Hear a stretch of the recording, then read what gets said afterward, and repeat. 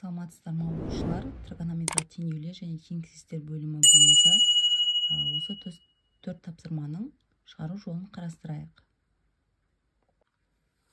БЖБ-ның бірінші есебі тангенс квадрат x тубрас 3 және 3 болған кезде минус пи мен x пидің аралығындағы жаңағы x-тің екі мәнін анықтаңдар деген. Бұл жерде тангенс x-тің формасы бізде арктангенс плюс пи ғой. Енді арктангенс пи бөлінген 3 пи бөлінген 3 бөлінген 3-те бізде пи бөлінген 16 плюс пи-ге тең. Енді бірінші мәніміз пи бөлінген 6 болады да x-іміз, екінші мәніміз оған пиді қосамыз. Яғни 180 градус деген сөз. Осыған қосатын болсақ, бізде 7 пи бөлінген 6-ға тең болады. Екінші мәніміз осыған тең.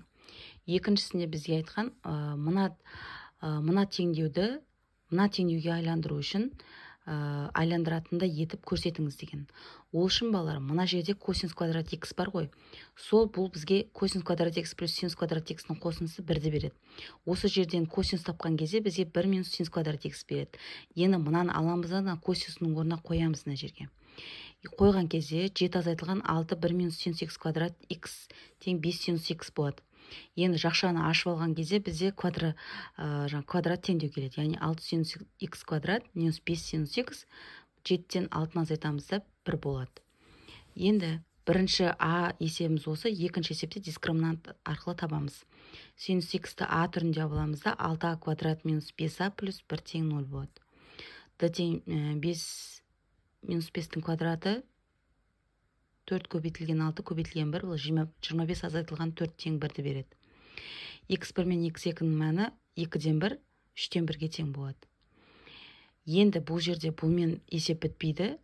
Енді синустың мәнін анықтау үшін синус x 2-ден 1-ге тең болған жағдайда ол x тең минус пи бөлінген n, пи бөлінген 6 плюс пи к болады. Екінші синус 3-тен 1 кезде минус пи n арк синус 3-тен 1 плюс пи-н болады.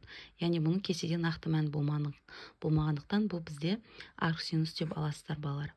Үшінші есепте бізде синус x квадрат плюс синус x косинус x тең 0 деген. Бұл жерде теңдеуді шешіңдер деген. Бұл теңдеуді шешу үшін ортақ көбейт жақшаның сыртына шығарып жібересіздер. Синусты жақшаның сыртына шығарған кезде синус x тең 0 болады, екінші синус x плюс косинус x тең 0 болады.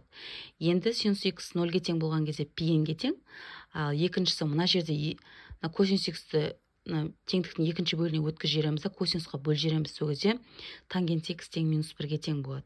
Бұл деген сөз 3π бөлінген 4 плюс пк-ны береді, яғни 4-тен 3π плюс пк n тесіз z-ге болады. Төртінші есепте x синус x квадрат минус 1 үлкен немесе тең 0 болып тұр ғой.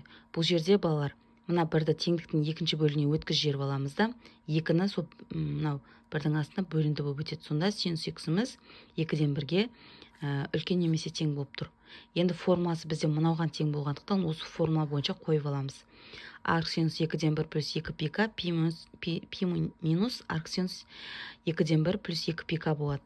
Енді мына жердегі синус 2-ден 1-ді пи бөлінген 16-ға тең. Плюс 2 пика, мына жерде пи азайтылған пи бөлінген 16 плюс 2 пика.